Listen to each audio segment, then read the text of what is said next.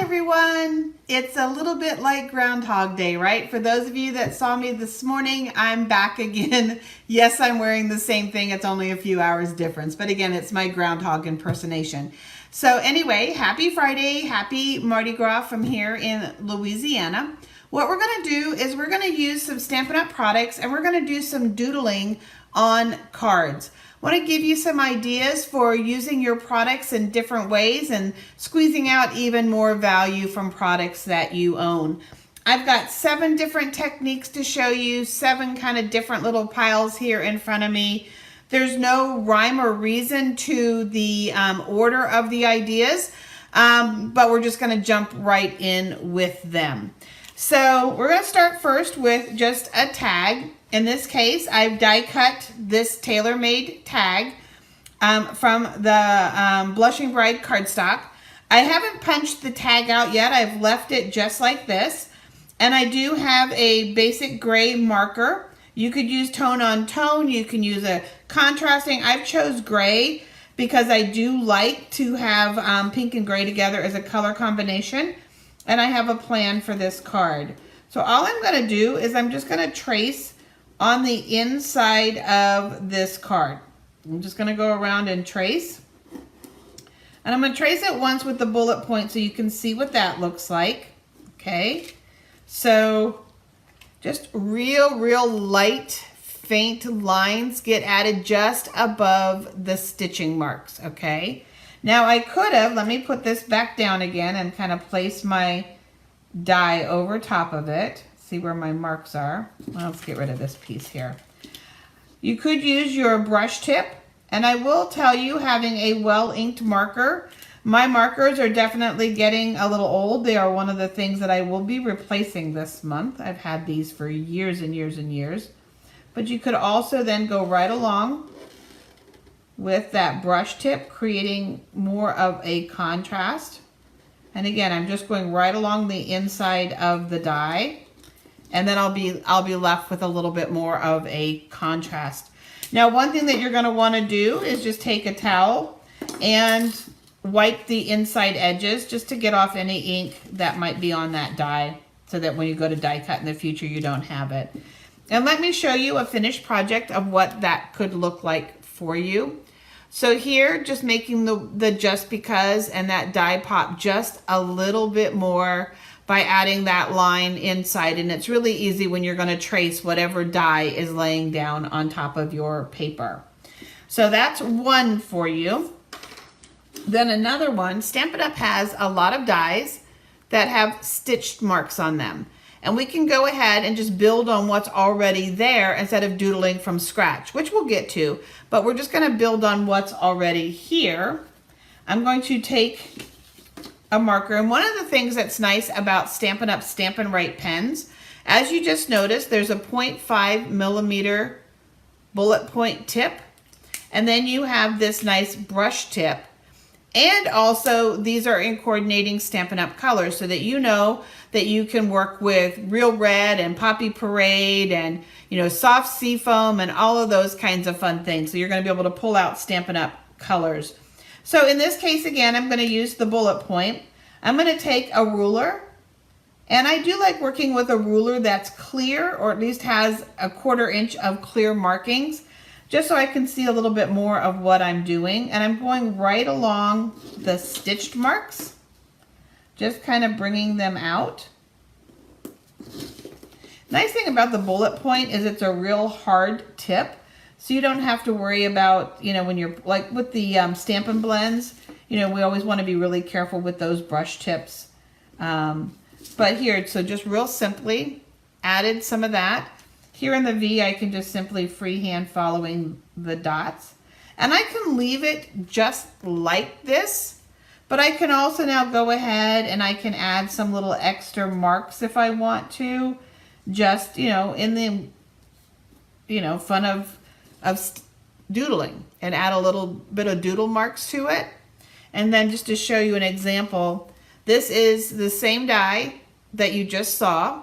I went over the stitch marks in basic black, and in this case I just did a lot of cross hatches the whole way around it. and then just gathered up some papers and stuff. But it just makes that die pop a whole lot more on the background of this card and just gives it that little bit of extra. So that's an idea there for you. So then another thing that we can do, and I'm not going to actually demonstrate this one for you, but I'll show you some samples, is we can cheat. That's what I'm going to call it. We're going to cheat. This is our whimsical dies, okay? Let me get it right. Stitched with Whimsy dies. And they actually give you doodle marks. They don't cut out, okay? They actually give you doodle marks right on your card. But what you can do is you can bring those doodle marks to life. So in this case, I used the Stitched with Whimsy die on the gray granite cardstock. And then I used my small blending brush with the same Sweet Sorbet that's here to make those stitched marks pop, added a few candles, and we've got a beautiful birthday card. And then just a little larger die, again here, same concept, used the Stitched with Whimsy dies, and used that smaller blending brush right over top just to make that image pop, and then added the stitched image. So that's something that you can do using the Stitched with Whimsy dies. So then another option for you is we have these fun dies with these deckled edges, okay? So what I did was I cut a bunch of them, and let's grab a piece of, well, we'll just use this piece of paper right in front of us.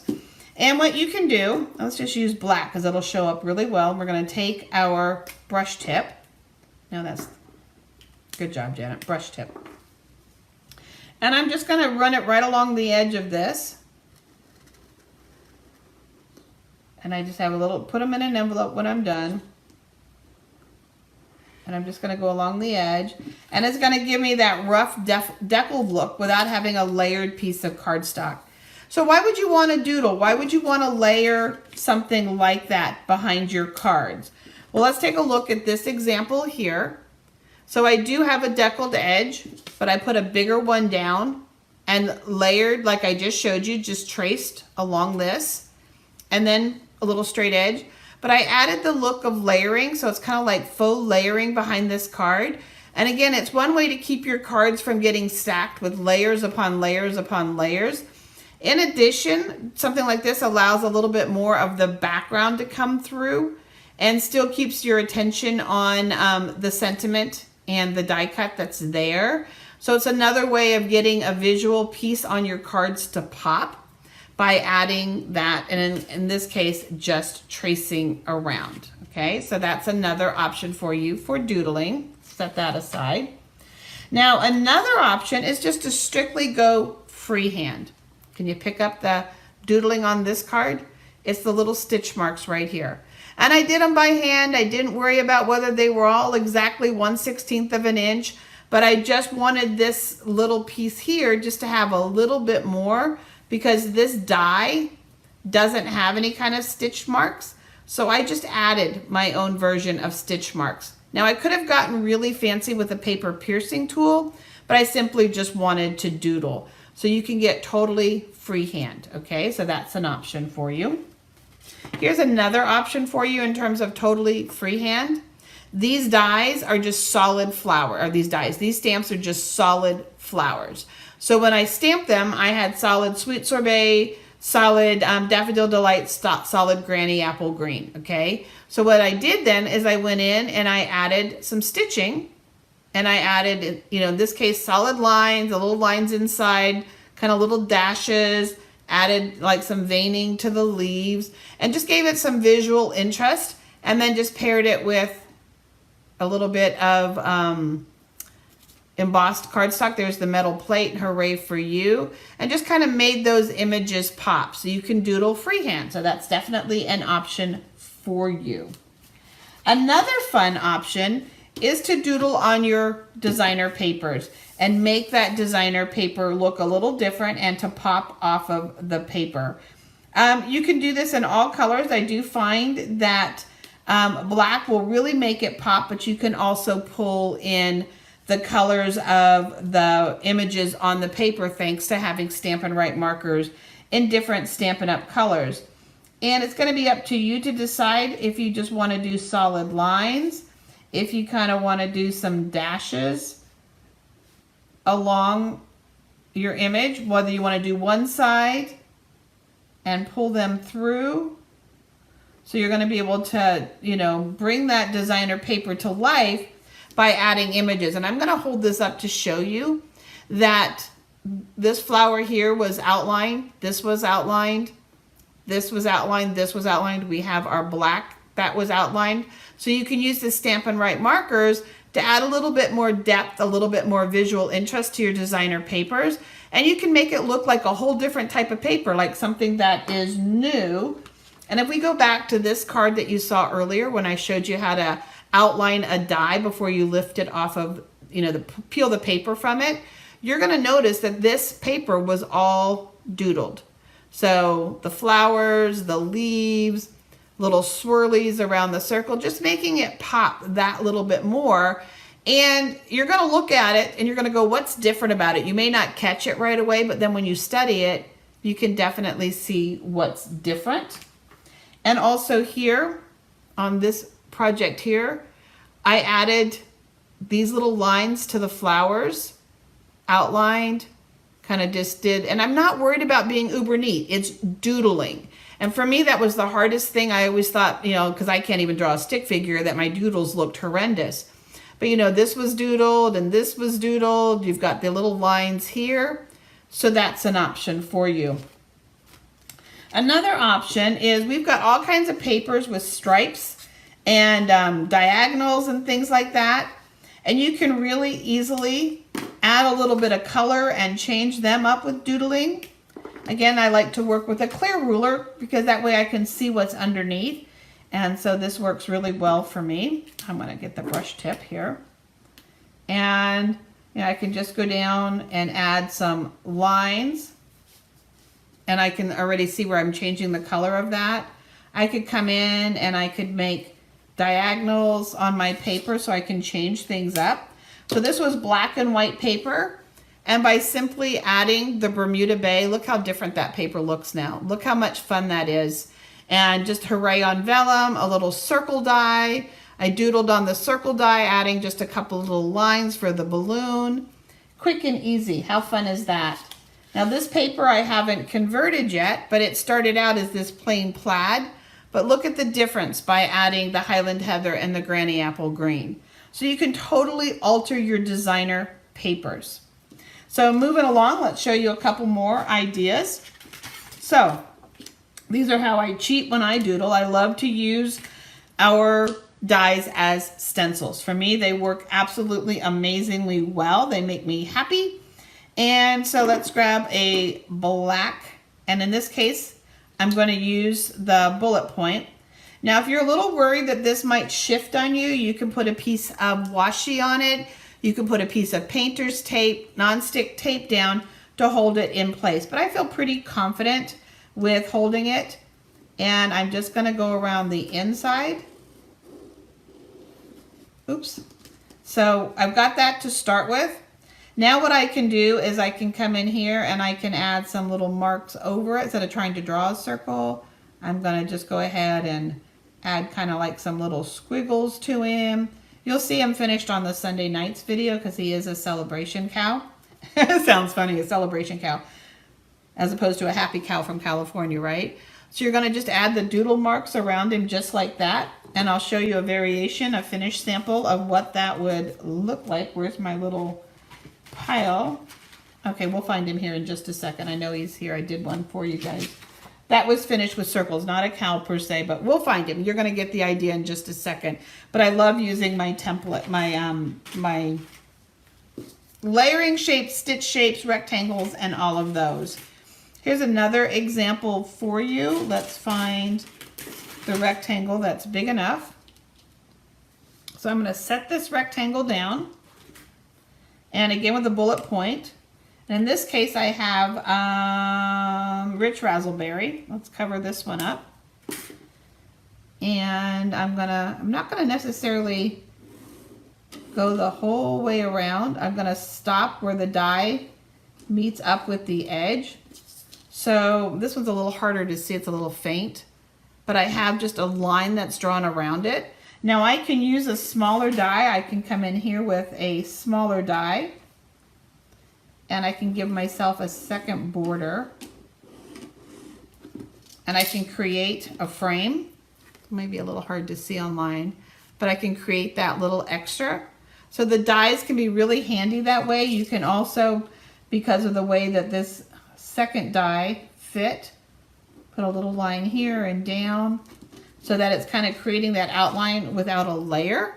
And let me show you a couple of samples so that you know kind of what I'm talking about. We have another one here that we'll look at. This is the one that you saw. And again, this was done that way with the die.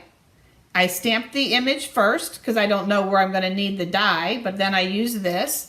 And then I just went around it a couple of times, not trying to trace that original line exactly, and then added squiggles to it, okay? And that's a nice way to create your focus back on here and making it look layered when it's not. Here's the one with the circles. Just saying hello, added those doodles around the circle. Again, it's just another way of adding visual interest to your cards, guys. The Hive, by the way, is a new celebration choice. If you don't have the Hive embossing folder in your collection, when you spoil yourself with a shopping spree before February 28th, you could select that as a free gift. So there's this one. Here's another example. And another fun way to doodle is with our watercolor shapes. If you use this as your base, and then what I did was I simply just used my ruler. Instead of the dies, I had a shape, a square shape to work with, whether it's the block or the watercolor shapes, and I used my marker and just went around using this. Now, one thing with using a ruler though, especially because it's plastic, is you do want to wipe it because you are going to have ink on it. So you want to make sure that you wipe it when you're done before you start your next trace. So I use the watercolor shapes as another kind of way to cheat and give me those nice lines or a nice thing to trace. Real simple card with our beautiful thistle. Here is our marigolds. This card is just, you know, not even layered, but it's got a really, really pretty look to it. And we've just got the line around it with the ruler and then some squiggles over it. You can get in depth as you want to. And then here's one more for you. In this case, we have our squeeze. And I did double lines. And I stopped them where the flowers and the leaves were. Can you see that? So doodling can be as much or as little as you want it to be. If you need ideas for doodling, what I found was just putting in doodle templates, doodle border lines, and I was able to get some ideas for, you know, not just plain old lines, you know, the stitching, little hash marks, zigzags, swirly cues. And I just printed this off to have, I keep a little clipboard of ideas at my crafting station. And so I had this handy, but it definitely works for me. So just as a really quick review, because it was a quick video, but there's just so many things that you can do. You can leave your tags, your labels, your die cut images on the cardstock. Trace around the inside of the die before you pop them out. And then you'll have that other extra piece of shading or that extra piece of contrast.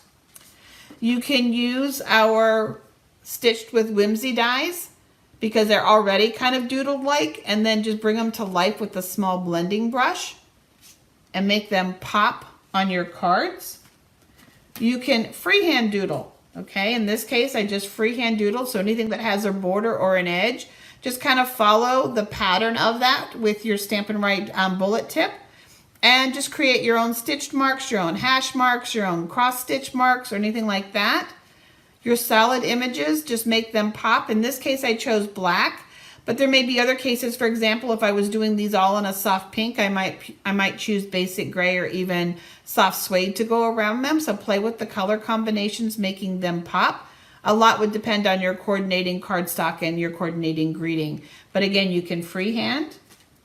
You can cheat a little bit by using the rough edges, the deckled edges of our decal dies to give you that kind of rough look, that freehand wiggly line a little bit, so you can cheat like that. You can take our stitch dies and you can just run, I like to use a ruler, but you can then run the bullet point right over the stitched lines, just to kind of use that as your guide, and it still has a cool look to it. It's still going to bring that stitching in. You can go back in and add your little hash marks, and that's going to make some of your dies just really, really pop on the background. And of course, you can use any of our shapes, whether they're beautiful shapes, there's some cool shapes in the something fancy. You could, instead of just circles and squares, you could lay an open tag down and do something like that. So there's so many beautiful ways, guys, that you can actually doodle on your cards. The one thing that I would encourage all of you to have in your collection to make doodling possible is the Stampin' Up! Stampin' Write Markers. And right now during celebration, it's a great time to add them. They are sold in a pack of 10 that coordinate with the color family. So a pack of 10 for the soft subtles, the rich regals, the neutrals, and our bold brights. So this is a great time to add them, and I will be replacing many of mine because I've had them for years, and they do last a really long time. I do recommend, because they're dual tip, that you store these Stampin' Write markers flat, which is perfect for our Stampin' storage, or just keep them in a drawer flat so that you can access them. But lots and lots of fun for you guys. If you have questions about any of the fun samples that you saw, let me know. It'll be a couple of days. I'll get some pictures of them and get them up for you. But again, doodle, guys. Be trusting of yourself. Trust me, if I can doodle, you guys can do it. It took me a lot to get comfortable with it, but cheating with some of our dies, and then of course using Stampin' Write's really nice bullet point tip really made it much more comfortable for me. And it definitely expands the value of your dies, expands the value of your stamps, expands the value of your markers, expands the value of your designer papers. So lots and lots of fun. I will link the 4 sets of markers up in the description here in just a few seconds for you guys. And I will see you all Sunday night for another Celebration Sunday. Thanks, guys.